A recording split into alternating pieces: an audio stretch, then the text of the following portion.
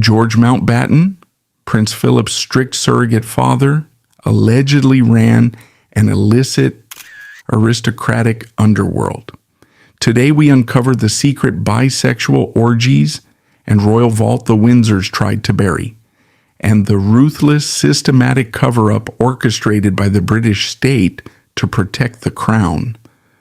Born in 1892 in Darmstadt, Germany, as Prince George of Battenberg, he entered a world defined by the suffocating weight of royal expectation. He was the great-grandson of Queen Victoria, born into the twilight of an empire where public morality was rigidly enforced, even as private vices were quietly tolerated among the elite. The Battenbergs were a relatively minor German princely house that had married into the highest echelons of British royalty. This dual heritage would become a defining fracture in George's life. During his formative years, the Edwardian era presented a facade of unbroken imperial confidence. Yet the rumblings of global conflict were already beginning to echo across Europe. From a young age, George was steeped in the traditions of duty and service.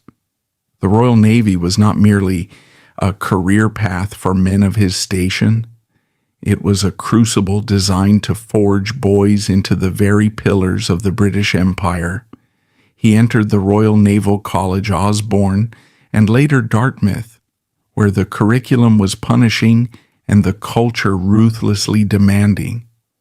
Here, the young prince demonstrated an intellect that set him apart from his peers. Many historians and naval contemporaries noted his near-genius aptitude for mathematics. He possessed the rare ability to solve complex navigational equations and theoretical problems entirely in his head, a skill that would later make him an invaluable asset in naval artillery and gunnery calculations. He was not just a royal riding on the coattails of his ancestry. He was genuinely brilliant, earning his promotions through undeniable competence and sharp analytical precision. However, the outbreak of the First World War in 1914 shattered the world the Battenbergs knew.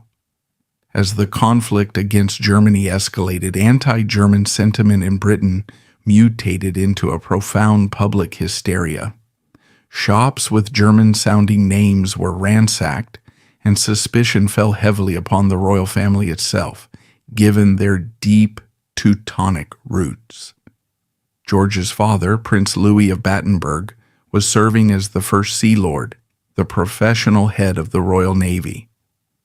Despite a lifetime of unblemished, fiercely loyal service to the British Crown, Prince Louis was forced to resign in the face of relentless press attacks and public pressure regarding his German origins. For young George, witnessing the public humiliation and the swift discarding of his father was a harsh, formative lesson. It taught him that loyalty, competence, and truth were secondary to public perception. To survive the political climate, King George V made the historic decision in 1917 to relinquish all German titles and anglicize the royal house name to Windsor. The Battenbergs followed suit, translating their name to Mountbatten. George ceased to be a Prince of Battenberg and became the Earl of Medina, later inheriting the title of Marquess of Milford Haven. This forced reinvention instilled in him a deep understanding of the necessity of maintaining a flawless public facade. The Mountbatten name had been salvaged, but it required constant, vigilant protection. As the roar of the guns fell silent in 1918, the world entered the fractured, restless era of the 1920s. George emerged from the war as a decorated officer, a man who had seen the brutal realities of naval combat at the Battle of Jutland. He married Countess Nadejda de Torby, known as Nada, a woman of striking beauty and Russian aristocratic lineage. Together, they navigated the upper echelons of British high society. To the outside observer, the Marquess and Marchioness of Milford Haven were the epitome of glamour and aristocratic responsibility. They resided at Linden Manor, a sprawling, picturesque estate in the quiet Berkshire countryside, a place that projected the very essence of traditional English stability. It was during these interwar years that George's role as a pillar of the family was solidified through tragedy. His sister, Princess Alice of Battenberg, who had married Prince Andrew of Greece, began to suffer from severe mental health crises. Historical records document her tragic descent into what was diagnosed at the time as schizophrenia, leading to her institutionalization in a Swiss sanatorium against her will. Her husband, Prince Andrew, largely retreated from family life, drifting toward the casinos and social circuits of the French Riviera. Left entirely adrift in the wake of this domestic collapse was their only son, a young displaced Prince Philip. With Philip's parents effectively absent, the Mountbatten family intervened. It was George Mountbatten who stepped forward to take primary responsibility for the boy. He brought Philip into Linden Manor, providing the structure, discipline, and male role model the young prince desperately needed. George became Philip's legal guardian. He guided his education, paying for his schooling at Cheam, and relentlessly instilled in him the values of the Royal Navy, the stoicism, the brisk efficiency, and the complete suppression of public emotion that would come to define the Duke of Edinburgh for his entire adult life, were actively forged under George's meticulous supervision. George was constructing a survivor, teaching Philip the same lessons of resilience and outward perfection he had learned during the anti-German purges of his own youth. Yet beneath the polished, dutiful exterior of the naval commander and the surrogate father, a vastly different reality was quietly flourishing. The interwar period in British high society was characterized by a profound, almost dizzying hypocrisy. While the middle and working classes were bound by strict legal and moral codes regarding sexuality and propriety, the aristocracy often inhabited a sealed world where wealth and titles bought immunity. The Mountbatten family itself was known in elite circles for pushing these boundaries. George's younger brother, Lord Louis Mountbatten, and his wife Edwina maintained a famously open marriage, their affairs discreetly managed but widely known among their peers. George's divergence from the norm, however, was far more structured, secretive, and obsessive. While the young Prince Philip was upstairs learning the rigorous codes of British gentlemen, George was heavily invested in a hidden pursuit. Deep within Linden Manor, he had commissioned the construction of a highly secure private room. Given his mechanical aptitude and obsession with precision, some accounts suggest the room was protected by a complex bespoke combination lock of his own design. This was not a study for naval charts or mathematical equations. It was a vault dedicated entirely to the illicit. Within this fortified space, George amassed a terrifying underworld of depravity. He utilized his extensive wealth and a discreet network of dealers across Europe to hunt down materials that were strictly illegal. This was no mere collection of erotica. It was an industrialized, systematic sanctuary for sadomasochism. The vault housed thousands of volumes of banned literature, explicit photographic archives from the darkest corners of Weimar Berlin, and a vast array of bespoke physical artifacts dedicated to extreme BDSM. He was not a detached rogue archivist, as some polite royal biographers later tried to claim. The Milford Haven name became synonymous with a highly secretive, aristocratic cult of lust. Linden Manor allegedly hosted elite bisexual orgies where the rigid morality of the British Empire was violently dismantled.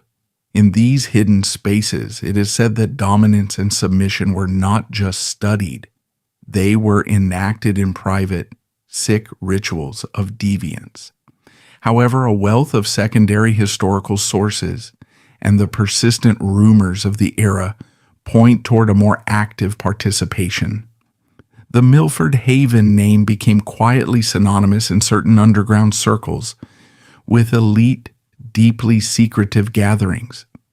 Linden Manor was allegedly the site of private parties where the rigid social and gender boundaries of the British aristocracy were temporarily but completely dismantled. In these hidden spaces, it is said that bisexuality, which carried severe legal penalties at the time, was openly practiced, and the exploration of dominance and submission was formalized into private rituals. Persistent rumors within elite circles suggested that George, the mathematical genius and strict disciplinarian of the Royal Navy, actively participated in this total subversion of the rules he spent his public life enforcing.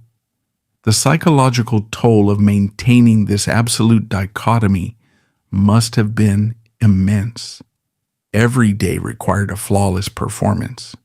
He had to be the brilliant gunnery officer, the respectable marquis, and the moral compass for a future royal consort, while constantly guarding the combination to a vault that held enough evidence to obliterate his family's standing entirely.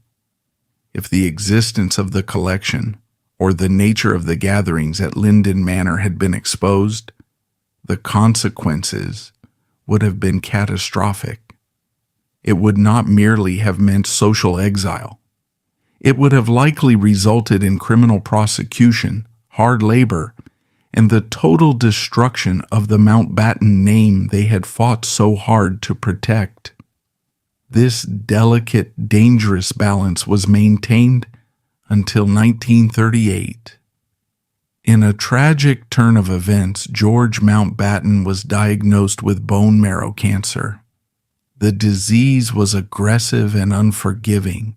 He passed away at the tragically young age of 45, leaving behind a grieving public, a devastated younger brother in Louis, and a deeply shaken Prince Philip, who had just lost the only stable father figure he had ever known.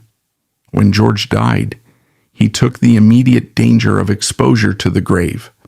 The public obituaries praised his naval brilliance, his dedication to the crown, and his tragic, premature passing. The facade held perfectly, but the vault at Linden Manor remained. Its contents were not destroyed upon his death. Instead, the physical legacy of his secret life was inherited by his son, David Mountbatten, the third Marquis of Milford Haven. The collection sat in the dark, a dormant, highly explosive secret resting quietly beneath the foundations of a family that was about to ascend to the very pinnacle of global power. The inheritance of an aristocratic title is traditionally a moment of profound public solemnity, a transfer of wealth, land, and duty from one generation to the next. But when 20-year-old David Mountbatten assumed the title of the third Marquis of Milford Haven in the spring of 1938, he inherited something far more volatile than an estate and a seat in the House of Lords. Along with the sprawling grounds of Linden Manor and the distinguished naval legacy of his father, David was handed the keys to a devastating secret, The vault beneath the manor, with its vast illegal archive of erotica and sadomasochistic materials, was now entirely his responsibility. The psychological weight placed upon the young Marquess is difficult to overstate. David was barely out of his teenage years, suddenly thrust into the role of patriarch. He was expected to project the same unyielding composure that his father George had so flawlessly maintained. Yet beneath his feet rested a collection that, if discovered by the authorities or the press, would not only destroy his own life, but systematically dismantle the standing of the entire Mountbatten family. Many historians point out that the burden of this dual existence, the respectable public face and the deeply compromised private reality, often exacts a heavy toll on the successors of powerful men. For David, the vault was not merely a collection of books and photographs. It was a loaded weapon pointed directly at his family's future. The immediate years following George's death offered no time for quiet reflection or safe disposal of the archive. By September 1939, Britain was plunged into the catastrophic violence of the Second World War. The priorities of the nation, and indeed of the Mountbatten family, shifted overnight from social positioning to sheer survival. Like his father before him, David joined the Royal Navy, serving with distinction and facing the brutal realities of naval combat. His cousin Prince Philip also went to sea, serving aboard battleships in the Mediterranean and the Pacific, while the young men of the family were dodging torpedoes and kamikaze attacks. Linden Manor sat relatively quiet in the Berkshire countryside. The vault remained locked. It survived the Blitz and the existential threat of German invasion, sitting in silent darkness while the world above tore itself apart. But the war fundamentally changed the fabric of British society.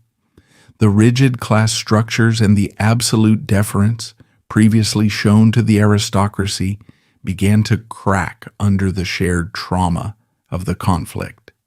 The Britain that emerged in 1945 was exhausted, financially ruined, and increasingly skeptical of the inherited privileges of the upper classes.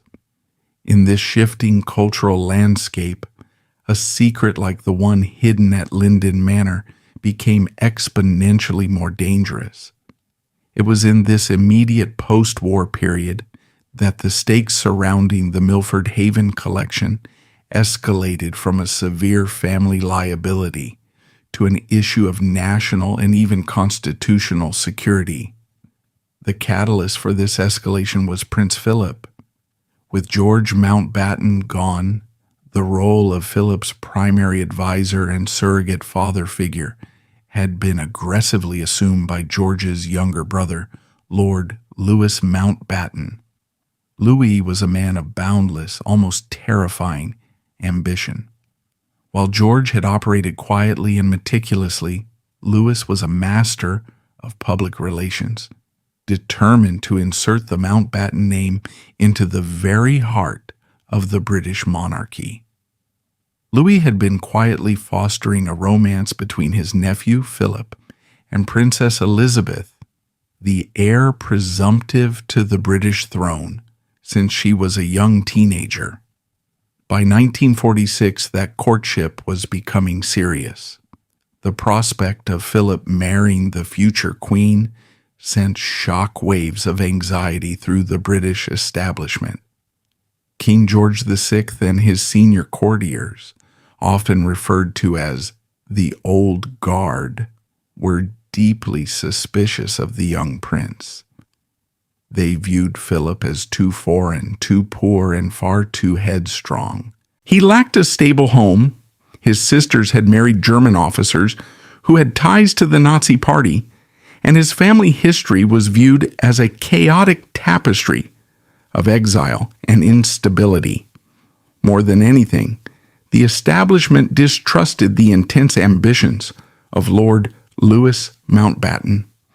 They vetted Philip mercilessly, scrutinizing every aspect of his background, his associations, and his character.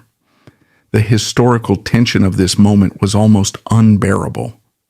Philip was stepping into the brightest, most unforgiving spotlight on earth. He was being evaluated for the role of consort, a position that demanded absolute moral impeccability and an unblemished past. And yet, the very home where he had been raised, the estate of the man who had formerly shaped his character, harbored a vast, illegal underworld of sexual deviance. If the courtiers of Buckingham Palace or the increasingly aggressive journalists of Fleet Street had uncovered the contents of the vault at Linden Manor during this vetting process, the marriage simply would not have happened. The scandal would have provided the old guard with the exact ammunition they needed to banish Philip from Elizabeth's side permanently. The Mountbatten name would have been permanently disgraced, viewed not as loyal servants of the crown, but as an insidious, degenerate influence trying to infiltrate the monarchy. The fact that the secret held during this period of intense scrutiny is a testament to the absolute, terrified silence maintained by David Mountbatten and the few who knew of the vault's existence. In 1947, Philip and Elizabeth were married in a spectacular ceremony at Westminster Abbey, a moment of national celebration that provided a flash of color in a gray, austere post-war Britain. Philip renounced his Greek and Danish titles, became a British citizen, and took the surname Mountbatten. He was created the Duke of Edinburgh. The Mountbattens had achieved their ultimate victory.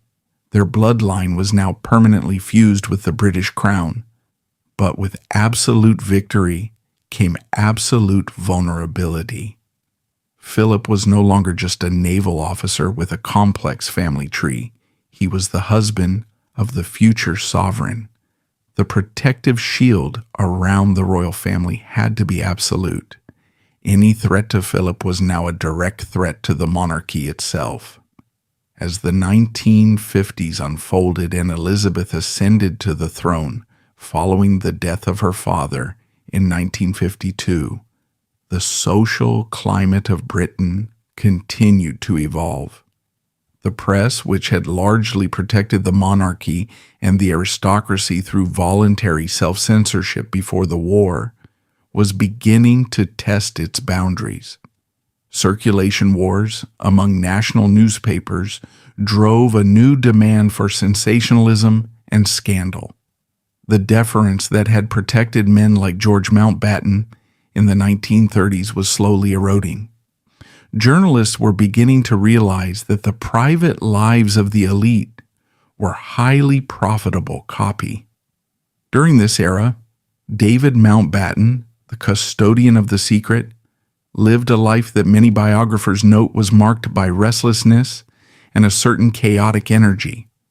Unlike his highly disciplined father, David struggled to find a steady anchor. He was a prominent figure in the post-war social scene, often photographed at society events and nightclubs. He served as the best man at Philip and Elizabeth's wedding, standing at the very altar of British tradition, all while knowing what lay buried beneath his own floorboards back in Berkshire. The contrast between his public duties as a senior aristocrat and the radioactive inheritance he guarded must have been a source of constant gnawing anxiety. Some historical accounts suggest that David did not merely ignore the collection, but occasionally interacted with the same secretive bohemian circles that his father had cultivated. Whether he actively expanded the archive or simply maintained it remains a subject of debate among researchers. What is indisputable, however, is that he did not destroy it. For whatever reason, be it a sense of obligation to his father's legacy, a personal fascination, or a paralyzing fear of the logistics of disposing of such a massive amount of illegal material without drawing attention, David kept the vault intact. As the decade drew to a close, the tremors of a massive cultural earthquake were beginning to be felt across the United Kingdom. The impending 1960s promised a radical dismantling of traditional morals, a fierce questioning of authority, and an aggressive investigative approach by the media. The world was shrinking, and the shadows where the aristocracy had long hidden their transgressions were rapidly disappearing. The collection at Linden Manor, which had started as a private, albeit illegal obsession of a naval commander, had slowly morphed into a ticking constitutional time bomb. It was a remnant of an older, darker world, sitting dangerously close to the pristine image of the new Elizabethan era. It was only a matter of time before the fuse was lit, forcing the British establishment to make a brutal calculation between the pursuit of truth and the preservation of power. The transition into the 1960s was not a gentle fading of the old guard. It was a violent rupture in the British social contract. The deference that had insulated the aristocracy for centuries evaporated with breathtaking speed. A new generation, unburdened by the collective trauma of the world wars, began to look at the establishment not with reverence, but with biting cynicism. The advent of satirical magazines like Private Eye and the rise of aggressive investigative television journalism meant that the iron gates of country estates could no longer keep the world at bay. Fleet Street, the heart of the British press, transformed from a compliant partner of the elite into a pack of hunting dogs, sensing that the public was starving for stories of aristocratic hypocrisy. The defining tremor of this era, the event that shattered the establishment's sense of invulnerability, occurred in 1963. It was known as the Profumo Affair. John Profumo, the Secretary of State for War, was caught in an illicit relationship with Christine Keeler, a young model who was simultaneously involved with a Soviet naval attaché. But the true scandal was not merely the espionage risk, it was the environment in which the affair flourished. The British public was suddenly introduced to a hidden world of elite hedonism centered around Stephen Ward, an osteopath who moved fluidly among the aristocracy, providing young women for highly secretive, sexually liberated parties at places like Lord Astor's Cliveden estate. The resulting public inquiry and the sensational trial of Stephen Ward peeled back the pristine veneer of the upper classes, revealing a subculture of voyeurism, illicit drug use, and sexual blackmail. For the British royal family, the Profumo affair was not just a political crisis, it was an existential terror. The scandal proved that the press was no longer willing to look the other way, and that a single thread, once pulled, could unravel the most powerful men in the country. The walls were closing in, and the establishment was thrust into a state of hyper-vigilance. The men in gray, the senior courtiers, private secretaries, and intelligence liaisons who function as the immune system of the monarchy, began conducting desperate audits of any potential vulnerabilities surrounding the crown. Their gaze inevitably turned toward the Duke of Edinburgh. Prince Philip was already a frequent target of press speculation.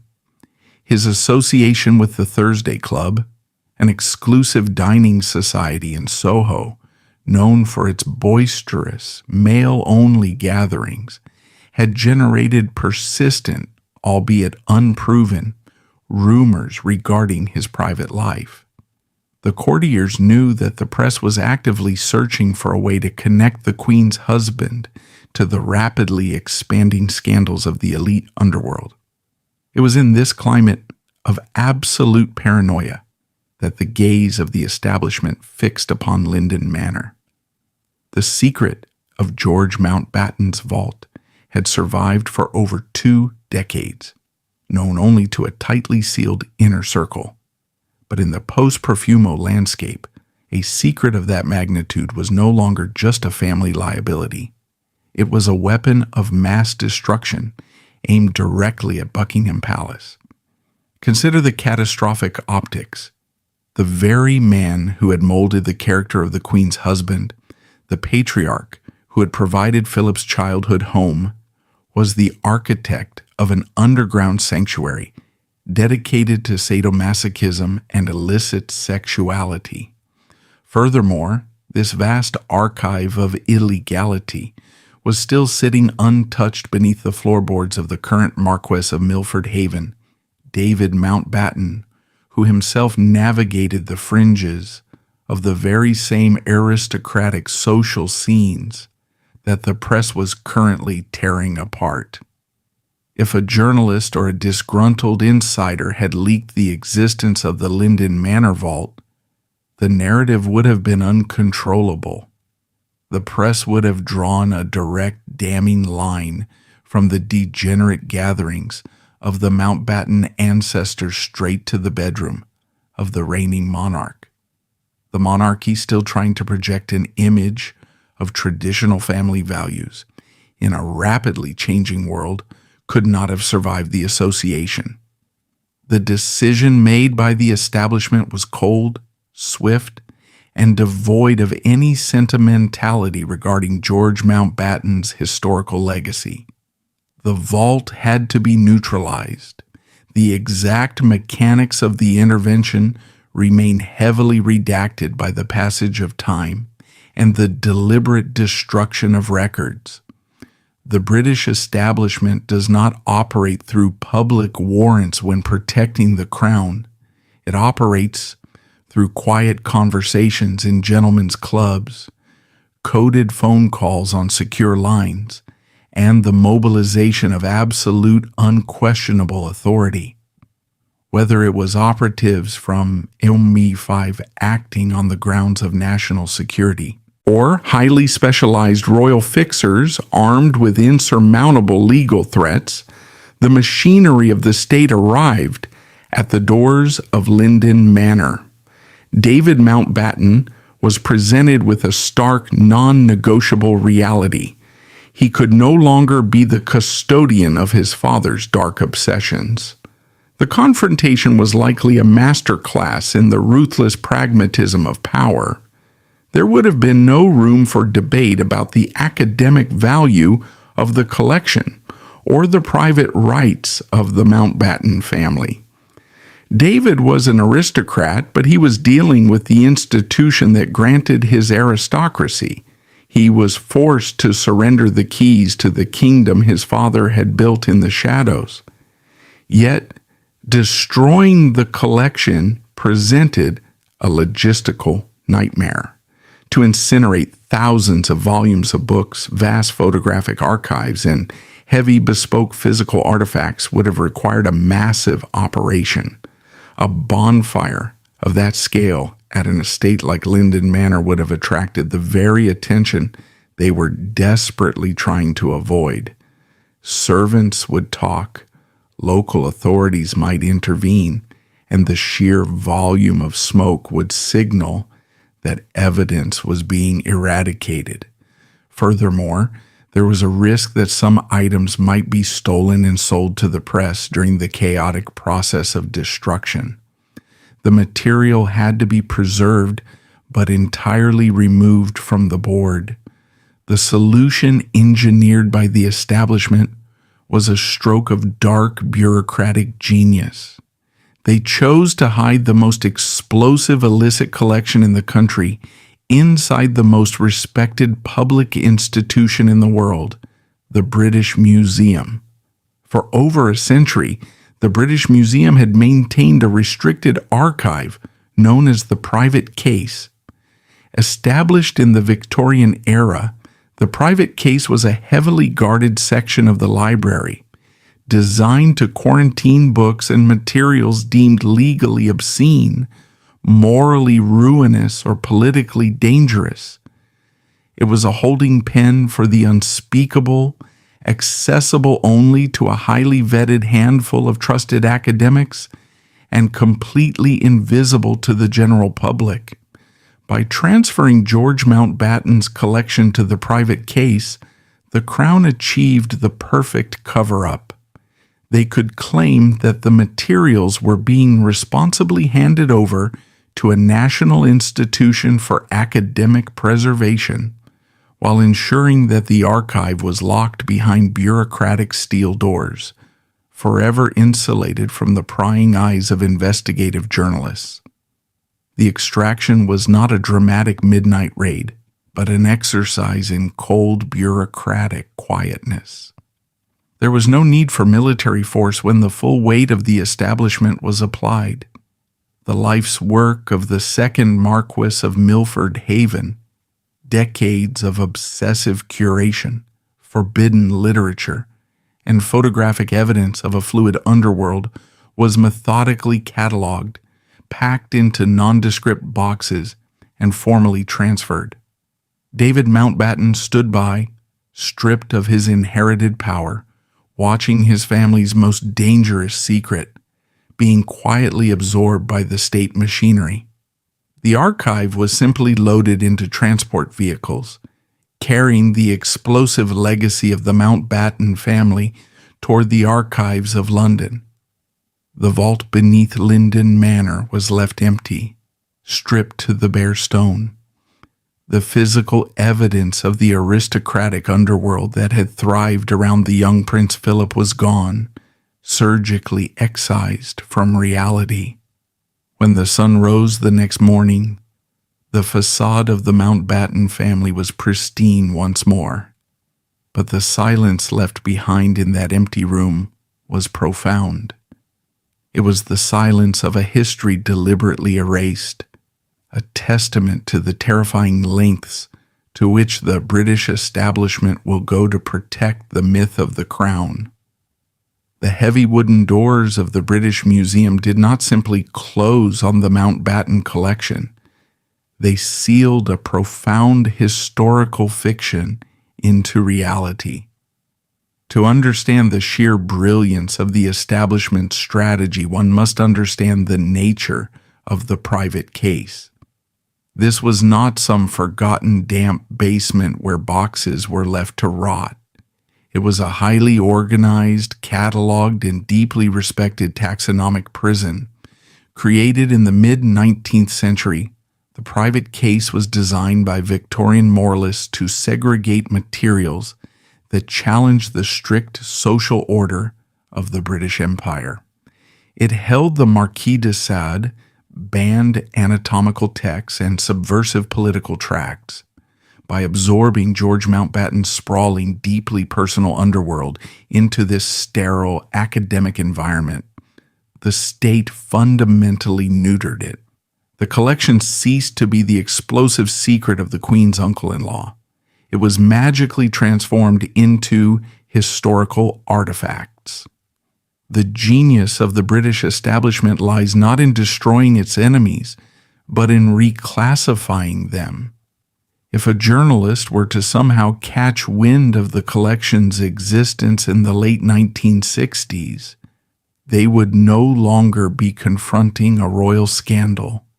They would be confronting the formidable, bureaucratic stonewalling of the British Museum, citing academic privilege, donor privacy, and the protection of delicate archival materials. The explosive fuse had been removed, leaving only dead, silent paper. But what of the man left behind in the echoing halls of Linden Manor? David Mountbatten, the third Marquess, was left profoundly unmoored by the sudden extraction of his father's legacy. He had lived his entire adult life with that vault, acting as a dark gravitational center to his existence. It was a source of terror, yes, but it was also a source of immense hidden power. It was the ultimate proof that the Mountbattens operated on a different plane of reality than the rest of the world. Now that power had been confiscated by the very institution his family served. Historical accounts of David during the latter half of the 1960s paint a picture of a man adrift. He watched from the sidelines as London exploded into the vibrant, sexually liberated era of the swinging 60s. The very acts and expressions that his father had cataloged in secret and which had threatened to destroy their family were suddenly being celebrated in the streets of Soho and Chelsea. The cruel irony could not have been lost on him. The state had violently intervened to suppress the Mountbatten secret just moments before society decided it no longer cared about such transgressions. David's life became a testament to the heavy, silent toll of serving the crown. He had sacrificed his father's truth, however dark, on the altar of royal propriety. He would pass away in 1970 at the tragically young age of 50, taking the emotional scars of that silent surrender to his grave. Meanwhile, entirely insulated from the quiet tragedy of his cousin David, Prince Philip was reaching the zenith of his public influence. By the late 1960s, the Duke of Edinburgh had solidified his role as the modernizing force of the monarchy. He was championing industry, science, and the Duke of Edinburgh's award scheme, projecting an image of robust, unquestionable morality. To the British public, he was the ultimate patriarch, the firm hand guiding the royal family through the turbulent waters of the 20th century. The cognitive dissonance is staggering. Philip, the man who demanded absolute discipline from his children and who presented a face of unyielding traditionalism to the world, had been forged in a crucible of extraordinary familial chaos. He had been raised by a man who actively subverted every moral code the monarchy stood for. Yet Philip's survival instinct, honed during his unstable childhood and perfected during the anti-German purges that destroyed his grandfather, allowed him to completely compartmentalize this reality. He never publicly acknowledged the contradictions of George Mountbatten. He spoke of his uncle only as a brilliant naval tactician and a generous guardian. This absolute public silence from Philip was not merely a personal coping mechanism. It was an act of supreme institutional loyalty. He understood better than anyone that the monarchy does not survive on truth. It survives on mythology. If the mythology requires the erasure of the man who raised you, then the erasure must be absolute. Philip became the ultimate beneficiary of the establishment's ruthless cleanup operation, and in return, he provided them with the flawless performance they demanded. The mechanics of this silent cover-up reveal a disturbing reality. The historical record is not a passive reflection of the past, but an active, heavily curated weapon. The British establishment demonstrated an unparalleled ability to reach into the private lives of its citizens, extract what was inconvenient, and rewrite the narrative to suit its own survival. They did not just hide George Mountbatten's collection. They orchestrated a masterclass in historical amnesia. They ensured that when future generations looked back at the forces that shaped the longest-serving royal consort in British history, they would see only the sunlit, patriotic facade of the Royal Navy, completely blind to the dark, obsessive underworld that thrived just beneath the surface. It is a chilling reminder that the history we consume is often just the version of the past that power has permitted us to see. The staggering hypocrisy of this arrangement is starkly illuminated against the cultural landscape of Britain during the 1970s and 1980s. This was an era defined by fierce public battles over morality. While figures like Mary Whitehouse led aggressive campaigns to cleanse British media, and everyday citizens faced ruinous obscenity charges under strict new moral policing, the British state quietly continued its role as the complicit custodian of Mountbatten's underworld. The collection didn't just sit in the British Museum. It became a silent, taxpayer-funded monument to the ultimate aristocratic privilege, the power to exist entirely above the laws they strictly enforced upon the public. For decades, the origins of this specific collection remained a tightly held secret among a very small circle of senior librarians and vetted academics.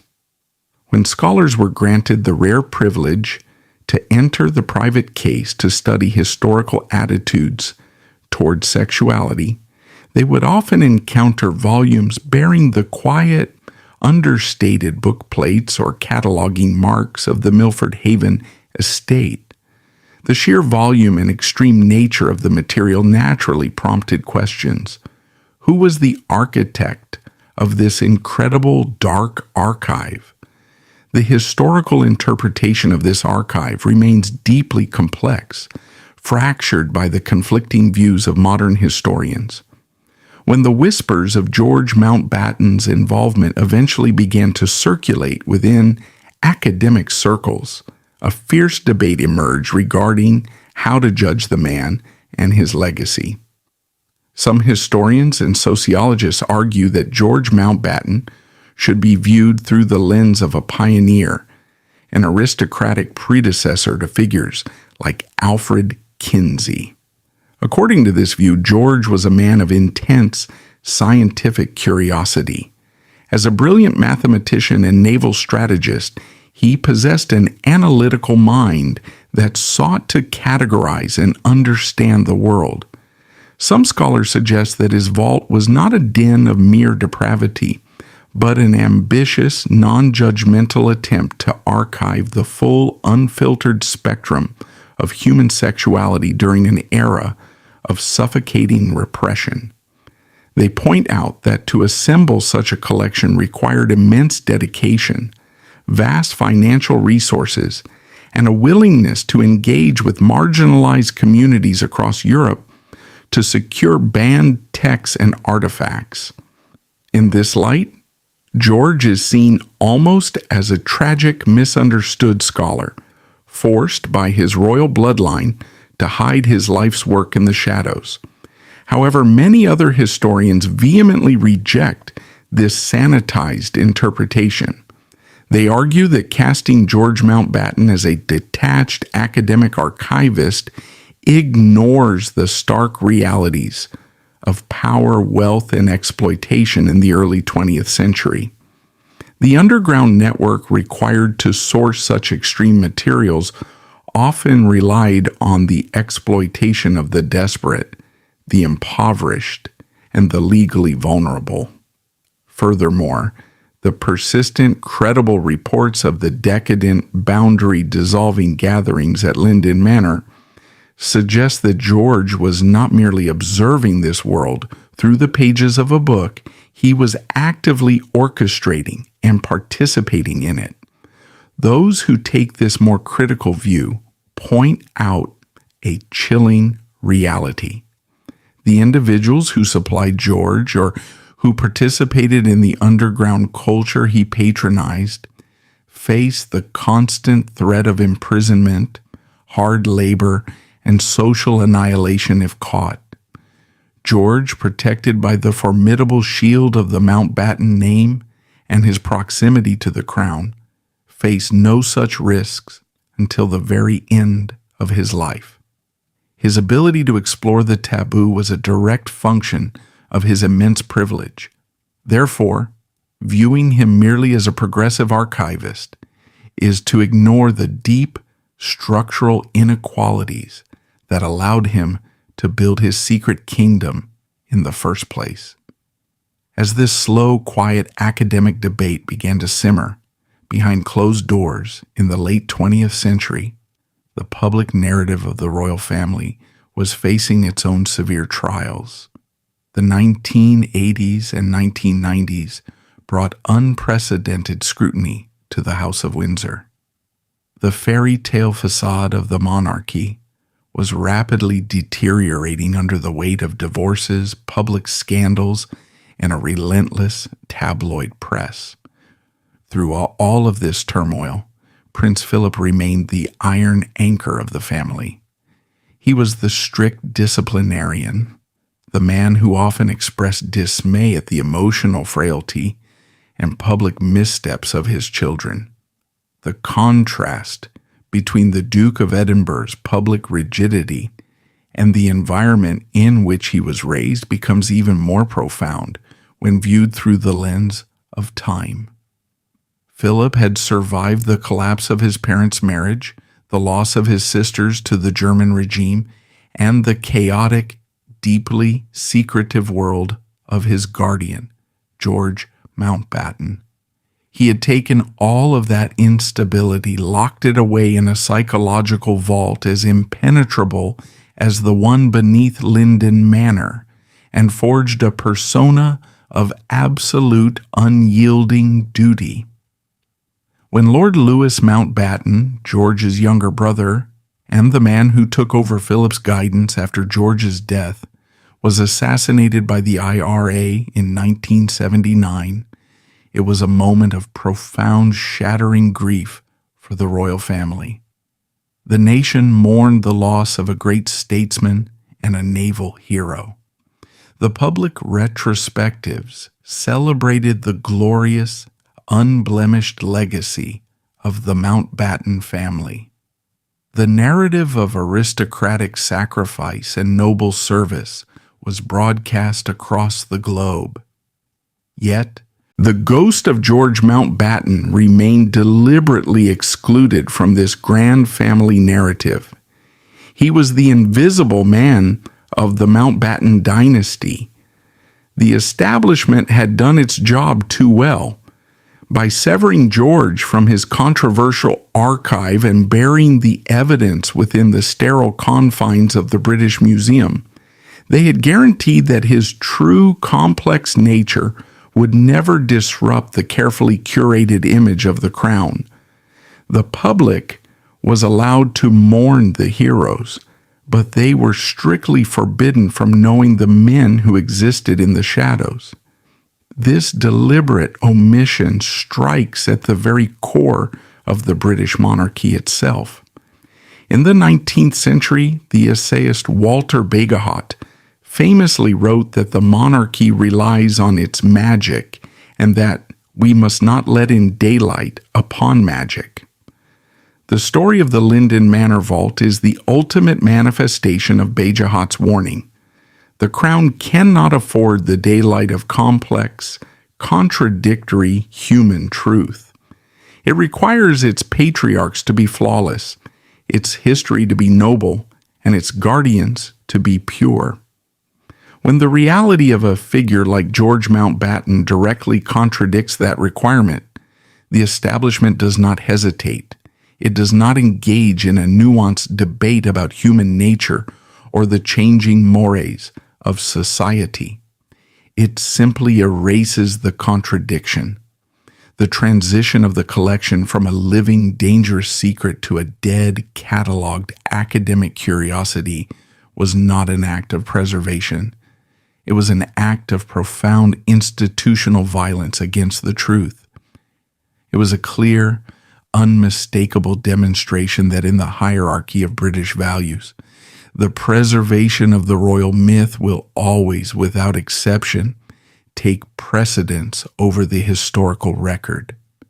The physical vault beneath Linden Manor had been meticulously emptied by the agents of the state, but the psychological vault constructed within the mind of Prince Philip remained hermetically sealed. To understand the true lasting impact of George Mountbatten's hidden life, one cannot look only at the catalogued boxes resting in the British Museum. One must look at the generations of the British royal family that followed. The trauma of a chaotic, duplicitous upbringing does not simply vanish when the physical evidence is removed. It echoes down the bloodline, shaping the future of the monarchy in profound and often devastating ways. Philip had survived the collapse of his parents' marriage, the political exile of his family, and the deeply unsettling dichotomy of his guardian's household by forging an armor of absolute, uncompromising rigidity. He learned early that vulnerability was a liability and that private indulgence, if exposed, led to ruin. When he became a father to Prince Charles, the heir to the throne, Philip did not parent with the gentle, progressive ideals that were beginning to take root in post-war Britain. Instead, he parented with the fierce, terrified urgency of a survivor, determined to harden his son against a hostile world. The decision to send Prince Charles to Gordonstoun, a fiercely austere boarding school in the remote Scottish Highlands, is frequently analyzed by royal historians as a clash of personalities between a rugged father and a sensitive son. But viewed through the lens of George Mountbatten's hidden legacy, the decision takes on a much darker, more defensive context. Philip had seen firsthand the corrosive effects of aristocratic decadence. He had lived in a manor where immense wealth and privilege had bred a secret, obsessive underworld of sadomasochism and illicit desire. He knew exactly what the shadows of the British upper classes contained. Gordonstoun, with its cold showers, punishing physical labor and relentless discipline, was not just a school to Philip. It was an antidote. It was a deliberate institutional rejection of the soft, insulated environment that had allowed the aristocratic excesses of his uncle's generation to fester. Philip was determined to burn away any inherent weakness or tendency toward indulgence in the future king. The tragic irony, of course, was that in his desperate attempt to protect his son from the kind of hidden chaos that had defined his own youth, Philip inflicted a different kind of lasting trauma upon Charles. The rigid, unforgiving standard of masculinity demanded by the Duke of Edinburgh, a standard forged as a direct reaction to the secrets of Linden Manor, created a profound lifelong fracture between father and son. While Philip projected this iron facade, the vacuum of influence left by George Mountbatten's early death was aggressively filled by his younger brother Louis Mountbatten. Louis, later the first Earl Mountbatten of Burma, was a man of towering ambition and masterful public relations. He recognized that the survival of the Mountbatten name required a relentless, positive narrative. Where George had been private, secretive, and ultimately radioactive, Louis was highly visible, fiercely patriotic, and deeply embedded in the mechanics of the state. Louis positioned himself as the ultimate royal mentor. He became the honorary grandfather to Prince Charles, offering the young heir the warmth and strategic counsel that Philip, bound by his own psychological armor, could not provide. Yet the history Louis imparted to Charles was a heavily curated fiction.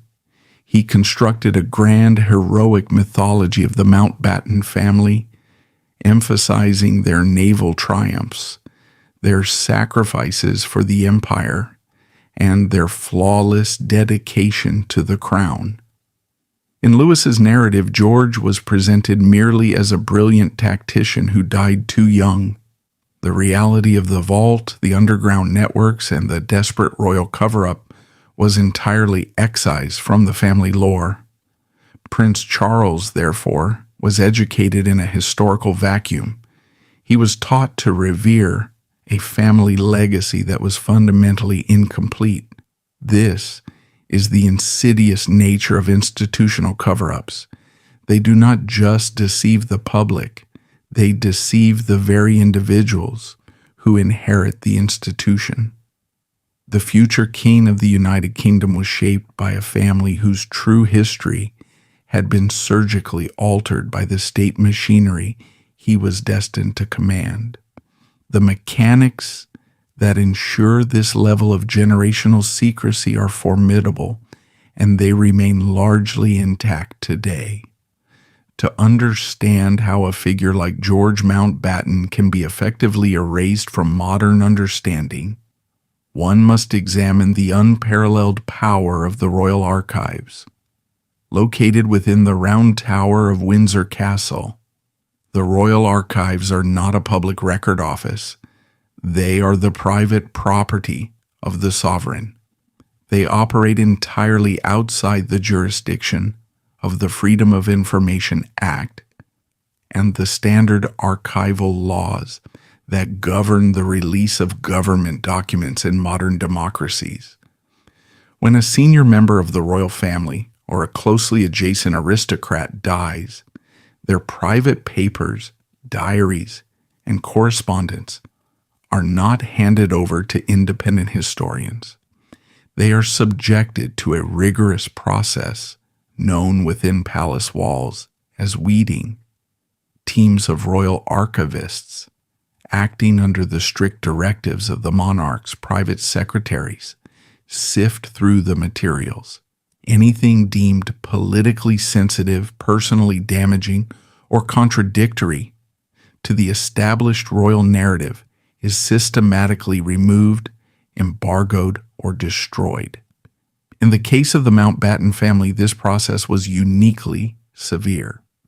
Following the assassination of Lord Louis Mountbatten in 1979, the Broadlands Archives, the massive collection of Mountbatten family papers, were purchased by the British state using millions of pounds of public money to preserve them for the nation.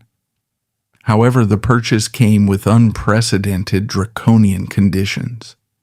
The state agreed to allow the government and the royal family to maintain absolute veto power over what could be released.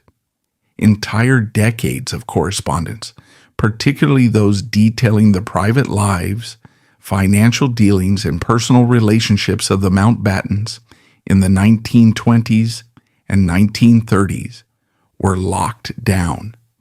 Historians who attempted to access these records found themselves stonewalled by a Kafkaesque bureaucracy. Requests for specific documents were denied under the vague justification of national security or protecting the dignity of the sovereign. The British public had paid for the history of the Mountbattens, but they were legally barred from reading it. This extraordinary level of state-sponsored censorship is the direct descendant of the operation that emptied Linden Manor. The establishment learned in the 1960s that physical destruction was messy. Bureaucratic quarantine is permanent. By locking away the documentary evidence of the era, the establishment ensures that the narrative of George Mountbatten remains confined to the realm of rumor and unverified biography. Without access to primary sources, the letters he wrote, the financial ledgers of his estate, the unredacted diaries of his contemporaries, historians are severely restricted. They are forced to rely on the sanitized official biographies commissioned by the family itself. The complex, dark, and deeply fascinating truth of the second Marquess of Milford Haven is suffocated under the weight of royal privilege. This suppression has profound consequences for how we understand the history of the 20th century. The British monarchy is not just a ceremonial institution, it is a central pillar of British national identity. When the history of the people surrounding the crown is falsified or suppressed, the national narrative itself is corrupted. We are presented with a two-dimensional, sterilized version of the past, populated by flawless heroes and uncomplicated villains. We are denied the opportunity to understand how power truly operates behind closed doors, how historical figures grapple with their darkest contradictions, and how the preservation of an institution often requires the sacrifice of human truth. Yet as the 20th century bled into the 21st, the absolute control of the British establishment began to face a threat it had never anticipated. The dawn of the digital age fundamentally altered the architecture of information. For centuries, the state had controlled the archives, the publishing houses, and the major broadcasting networks. If a secret was locked in the private case of the British Museum or the Round Tower of Windsor Castle, it was dead to the world. But the internet democratized the distribution of history. Slowly, fragments of the Mountbatten secret began to resurface. Independent researchers operating outside the traditional state-sanctioned academic circles began to piece together the disparate clues. A footnote in an obscure 1970s sociological study on the private case, a passing reference in the memoirs of a marginalized Edwardian socialite, the digitized auction records of European antiquarian book dealers from the 1930s. The walls that had protected the Mountbatten myth were not crumbling, but they were beginning to crack. The establishment's grip on the narrative was faltering. The public, increasingly skeptical of official histories and disillusioned by modern royal scandals, was developing an appetite for the unvarnished truth. The story of George Mountbatten and the quietest cover-up in royal history was no longer just a dangerous liability to be managed by men in gray suits. It was becoming a symbol of the profound disparity between the history we are sold and the reality that was lived. The stage was set for a modern reckoning, a moment when the silent, empty vault beneath Linden Manor would finally demand to be heard. The monopoly on historical truth has always relied on physical control. For centuries, the British establishment maintained its flawless narrative by simply locking the doors.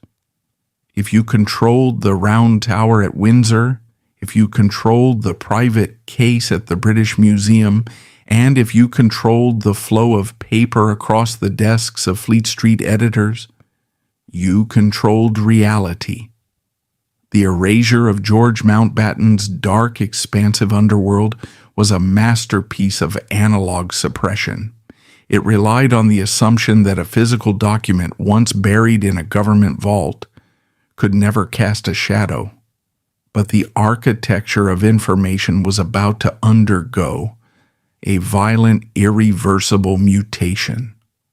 The dawn of the internet age did not simply introduce new technology, it actively dismantled the geographical and bureaucratic fortresses that had protected the aristocracy.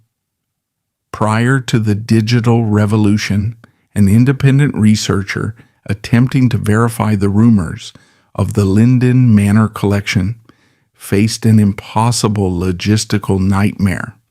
They would have to physically travel to London, petition hostile librarians, request access to restricted catalogs, and navigate a labyrinth of state-sanctioned denials.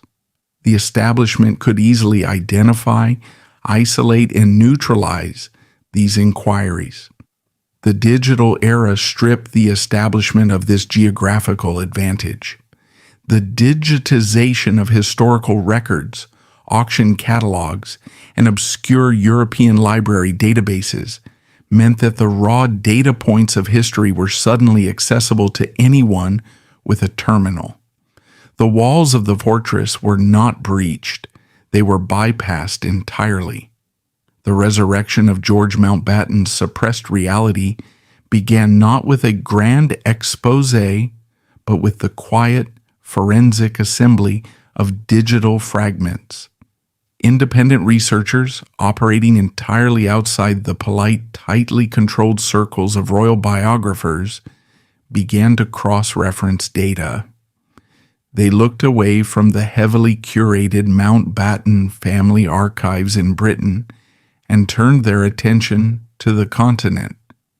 They scoured the digitized ledgers of antiquarian book dealers who had operated in Paris, Berlin, and Vienna during the 1920s and 1930s. What they found was a stark contradiction to the official narrative. There were persistent, unmistakable paper trails of massive, highly specialized purchases made by or on behalf of the second Marquess of Milford Haven. The invoices were not for standard naval histories or aristocratic genealogies. They were for heavily restricted illegal texts. They detailed the acquisition of thousands of photographs, documenting the underground sadomasochistic subcultures of Weimar Berlin. They recorded the shipping of bespoke illicit artifacts across the English Channel, destined for the quiet Berkshire countryside. This was the raw, unassailable data of a double life, but proving the existence of the purchases was only half the battle. The researchers had to prove the cover-up. They had to track where this massive collection went after George's death and the subsequent panic of the 1960s. The trail led directly to the British Museum. By analyzing the accession logs of the private case, logs that were slowly being digitized and released from their Victorian-era secrecy, researchers identified a massive sudden influx of highly specific material in the mid-20th century. The provenance of these items, the official record of who donated them, was often suspiciously blank or attributed to an anonymous private estate. But the timing, the volume, and the specific nature of the materials aligned perfectly with the Mountbatten paper trail in Europe. The researchers had found the negative space where the truth had been buried. They had proven the mechanics of the Crown's most successful cover-up.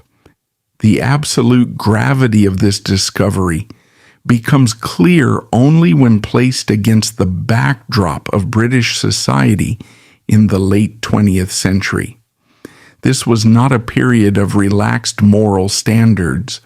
The 1980s and 1990s in the United Kingdom were defined by fierce, aggressive moral panics, driven by a sensationalist tabloid press and a conservative government determined to enforce traditional values. The state's hypocrisy during this era was profound and staggering. In 1988, the British government enacted Section 28, a fiercely controversial law that strictly prohibited the promotion of homosexuality by local authorities and schools. The legislation caused immense psychological damage, driving LGBTQ+ individuals deeper into the margins of society and fostering a climate of sanctioned hostility. The police frequently raided independent bookstores that stocked gay literature, confiscating materials and threatening owners with ruinous obscenity charges. The message from the state was absolute. Deviations from the traditional moral order would be legally and socially crushed. Yet, while the police were shutting down small bookshops for selling progressive literature, the very same British state was utilizing taxpayer-funded, climate-controlled facilities to guard the Mountbatten archive. The state was simultaneously the ruthless persecutor of the public and the silent, complicit protector of aristocratic deviance. The royal family, who must grant royal assent to all legislation, formally approved laws that criminalized the very subcultures that their own patriarchs had obsessively cataloged and allegedly participated in. This is the cold forensic reality of institutional power. The laws of morality in Britain were applied downwards, never upwards. A common citizen's life could be destroyed for possessing a single-band pamphlet, while a marquess connected to the crown could amass an underground empire of illicit material, only to have the state safely launder it into academic preservation when it became politically inconvenient. The discovery of the Linden Manor cover-up did not just expose George Mountbatten, it exposed the fundamental rot at the core of the British class system. As the late 1990s approached, the British Museum itself underwent a crisis of conscience. The concept of a private case, a secret moral quarantine zone within a public institution, became increasingly indefensible to a new generation of librarians and archivists.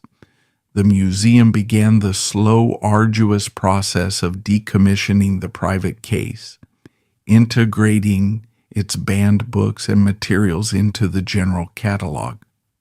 However, the handling of the Mountbatten material during this integration process remains a subject of intense scrutiny. When an institution has spent decades acting as the active jailer of a royal secret, it does not easily relinquish its role as protector. While the materials themselves were slowly made accessible to legitimate researchers, the crucial context, the identity of the man who collected them, and the aggressive state intervention that brought them to the museum was frequently obscured. The physical items were laundered of their explosive history. They became disjointed artifacts, stripped of the narrative that linked them to the immediate family of the Queen's consort. This institutional obfuscation casts a long, uncompromising shadow over the role of the modern royal biographer. The British royal family operates a highly sophisticated system of access and denial. Mainstream historians and royal biographers know that their careers depend on maintaining a working relationship with Buckingham Palace and the royal archives. If a biographer wishes to write a definitive, heavily promoted book on Prince Philip or the Mountbatten dynasty, they need access to the Round Tower. The unspoken rule of this access is absolute compliance with the core mythology. Biographers are permitted to discuss minor flaws, eccentricities, and the known public challenges of the royal figures, but they are strictly forbidden from touching the radioactive core. To aggressively investigate the Linden Manor vault, to explicitly detail George Mountbatten's underground network, or to analyze the state-sponsored cover-up, is to commit professional suicide within the realm of sanctioned royal history. The palace will freeze them out. Access will be revoked. Therefore, the official biographies of the late 20th and early 21st centuries continued to perpetuate the myth. They portrayed George Mountbatten with the same tired, sanitized adjectives: a brilliant mathematician, a stern naval officer, a dutiful guardian. The vast illicit collection that defined his private life and the ruthless state operation that erased it were simply omitted. The establishment relied on the assumption that if the mainstream historians ignored the data unearthed by independent researchers, the public would never realize the narrative was fundamentally flawed. But this strategy of never complain, never explain began to fail under the sheer weight of its own contradictions. As the digital fragments of the truth circulated wider, a distinct fracture emerged in the public consciousness. There were now two histories running parallel to one another. There was the official, televised, heavily curated history of the House of Windsor, a narrative of unyielding duty and flawless heritage. And there was the shadow history, the forensic, documented reality of cover-ups, hidden vaults, and absolute hypocrisy. The descendants of the Mountbatten family and the broader royal establishment found themselves trapped in a defensive war they could not publicly fight. To deny the existence of the Linden Manor collection would be to invite independent researchers to publish the accession logs and the European auction receipts. To acknowledge it would be to admit that the Crown had systematically lied to the British public to protect the reputation of the Duke of Edinburgh. Their only viable tactic was a deafening, uncompromising silence. They refused to answer inquiries. They ignored the independent publications. They operated on the arrogant, deeply ingrained belief that the Crown was simply too big to fail, and that the public would eventually lose interest in the private transgressions of a man who died in 1938. Yet history does not operate on the timeline of public relations.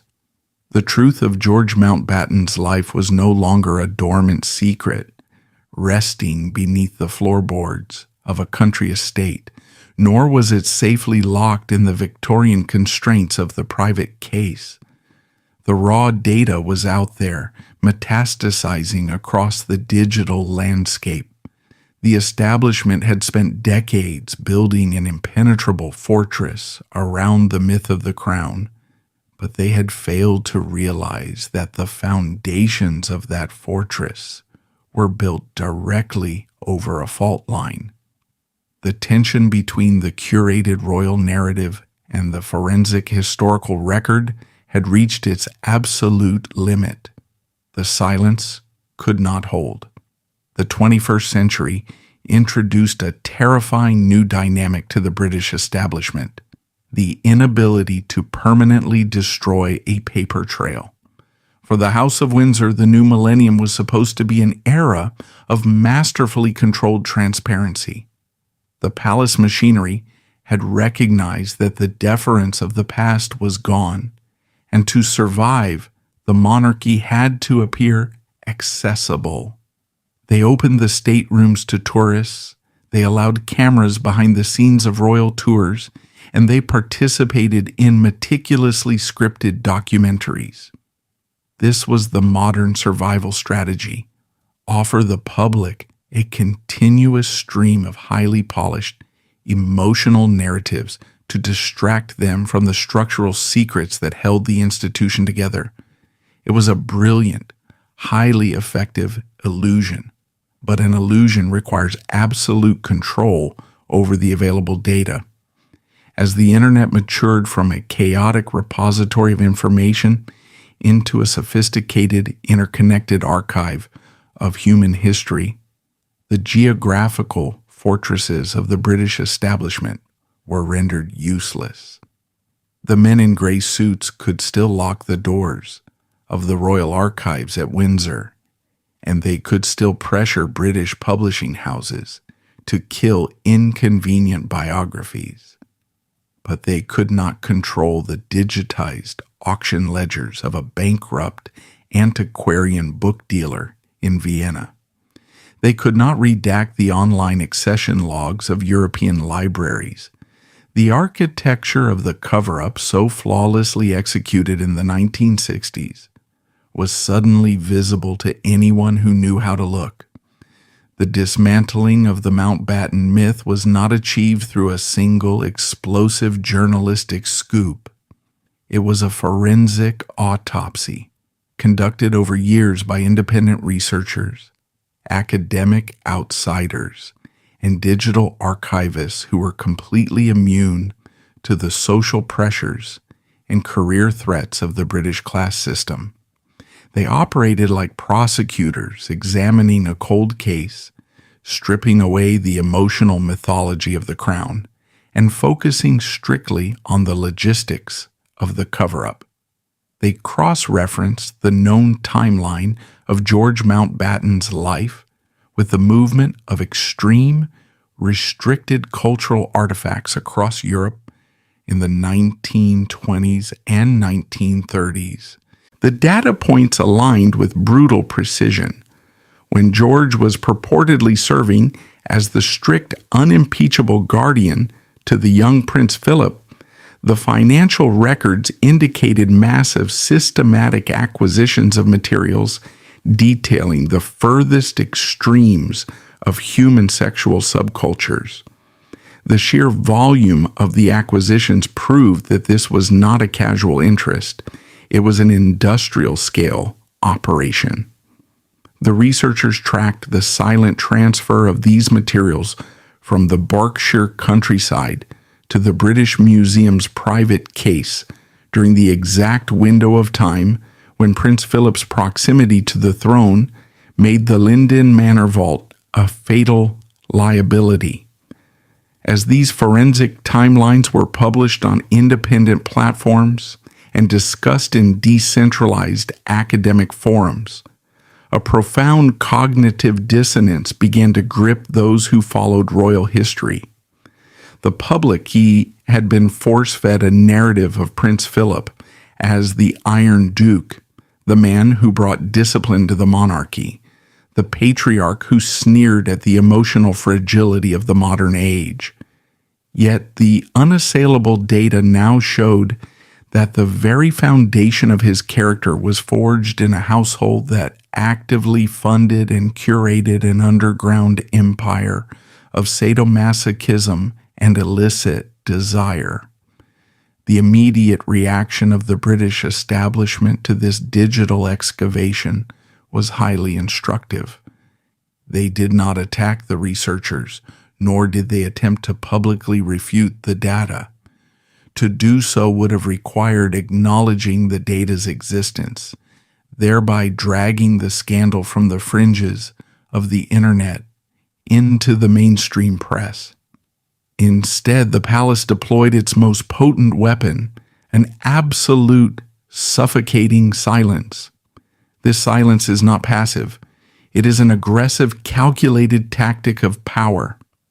The royal family relies on the complicity of the British media establishment, an ecosystem of royal correspondence, sanctioned biographers, and conservative editorial boards who understand that their access to the palace depends on their willingness to play by the rules.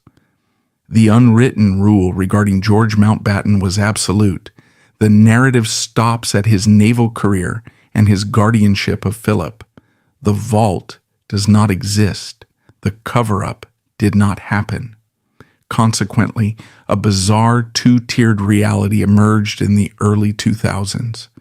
In the independent digitized world, the evidence of the Linden Manor collection and the subsequent state-sponsored laundering of the artifacts was accepted as historical fact.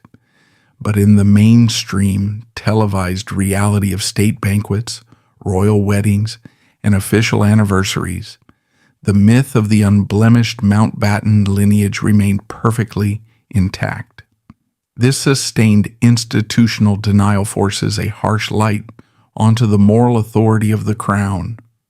The British monarchy claims its legitimacy not just through bloodline, but through its role as the moral compass of the nation. The sovereign is the Supreme Governor of the Church of England. The family is presented as the ultimate embodiment of duty, sacrifice, and traditional British values. Yet the story of the Linden Manor Vault reveals that this moral authority is entirely performative.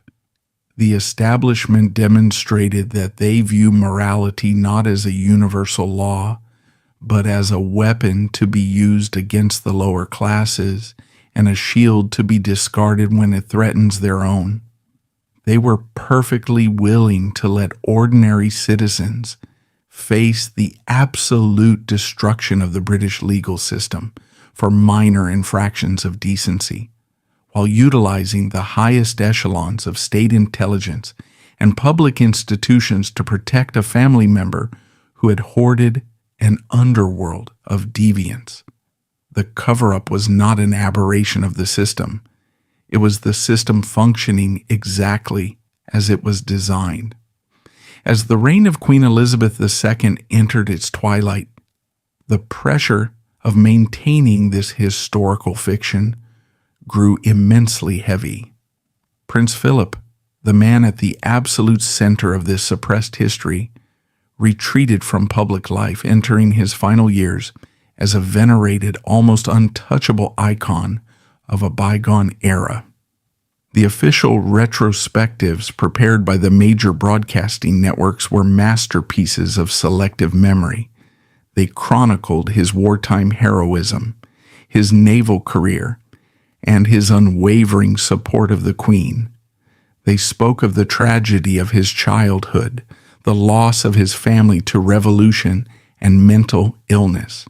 But as the documentaries played out to millions of viewers, the silent, glaring omission remained. The establishment demanded that the public mourn the traumas of Philip's youth, but strictly forbade them from examining the reality of the man who supposedly saved him from that trauma. The men in gray suits believed they had successfully run out the clock.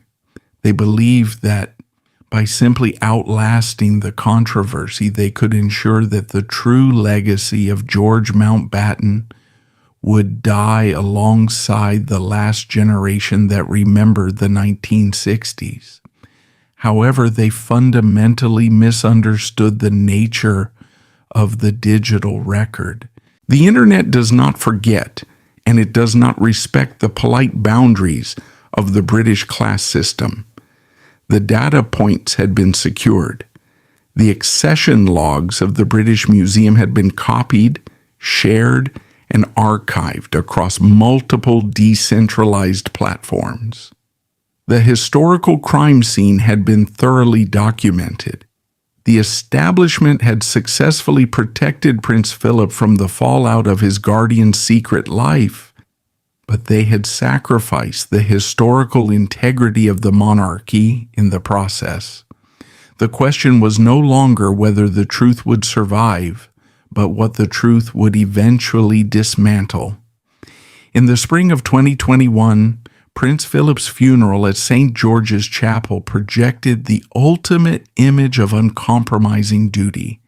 The world mourned a patriarch who seemingly despised hypocrisy.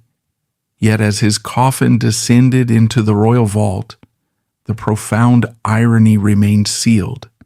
The iron discipline Philip projected, the very bedrock of the modern monarchy, was forged in the chaotic shadows of Linden Manor. The British establishment had won its long game. By quarantining George Mountbatten's illicit archive within the sterile confines of the British Museum, they did more than just protect the Queen's consort. They executed a masterclass in historical amnesia. The physical vault was emptied, the evidence classified as mere academic data, and a complex, deeply contradictory man was flattened into a noble myth.